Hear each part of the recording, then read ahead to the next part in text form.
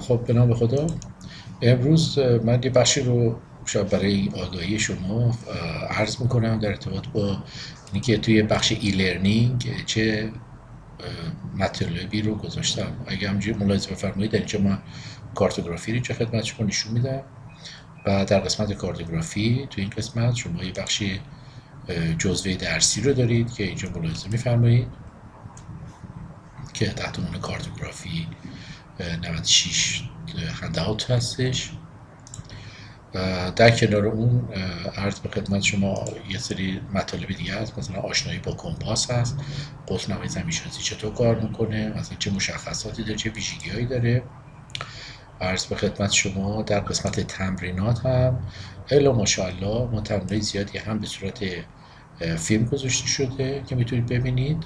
بعضی رو من سعی کردم با فیلم توضیح بدم و برخی از اونها هم به صورت فایل‌های PDF یا JPEG هستش یا JPG هستش. میتونید مثلا اینجا رو بزنم، حالا اوپنش فقط بکنم، بتونید ملاحظه بکنید که این نقشه مثلا به چه صورته. مثلا بخش نقشه شماره 2 هستش یا نقشه های مختلفی اینجا وجود داره تا نزدیک تعداد زیادی نقشه هست. مثلا فرض کن اینجا من یه دونه نقشه دیگه اینجا از خدمت شما نشون میدم.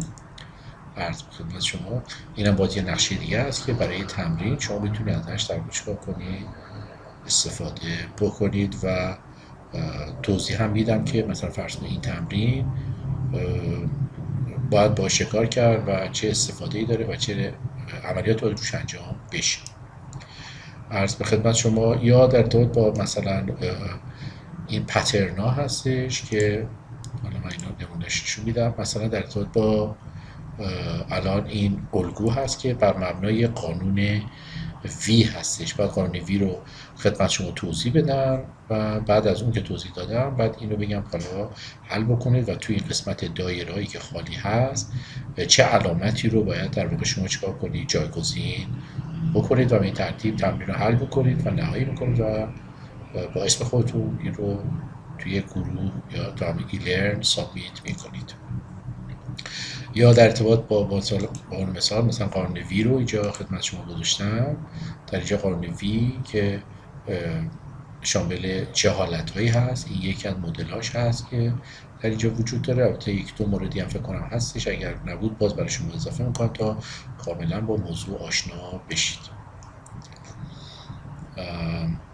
عرض به خدمت شما این مواردی هستش که من در اینجا به عنوان مثال گذاشتم. مثلا در مورد تمرین 9 رو اگر نگاه بکنید به عنوان مثال میگم، من اینجا حتی سعی کردم برای شما نه همه رو ولی برخی رو راه حل رو هم برای شما چیکار کنم قرار بدم. به عنوان مثال در اینجا در این قسمت به صورت یک فیلم گذاشتم که در واقع چطور اینو باید حلش بکنید و با استفاده از روش‌های ترسیمی مثلا پینت یا مسائل دیگه یا تو به صورت دستی که البته من ترجیح میدم که شما به صورت دستی انجام بدید که کاملا بتونید در نقالی یا به قول معروف گونیا و اینا بتونید استفاده کنید ولی کاغذ انجام بدید. ولی خب به صورت کامپیوتری هم به شما گفتم به چه صورت هستش.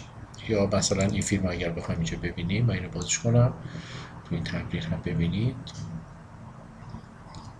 عرض به خدمت شما فکر کنم مقدار حجمش بالاست برای همین یه مقدار طول میکشه، ولی توصیه هم اینه که خودتون دانلود بکنید و اینها رو داشته باشید چون بعد وقتا نقشه برداری مثلا اینجا این فیلم نقشه برداری هم در طور با چیز مختلف درجه شما یا طول عرض جغرافیایی اینها چه صورت باشند یا نقشه توپوگرافی چه هست، اینا هم بار و دارای بالا بلندی دیده می شود.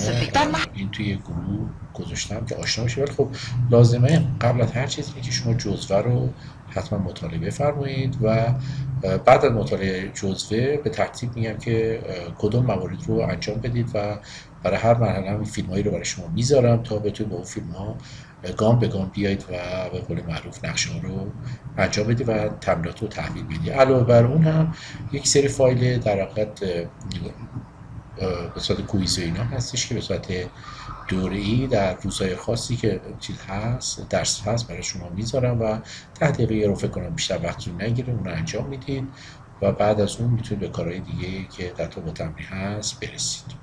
متشکرم.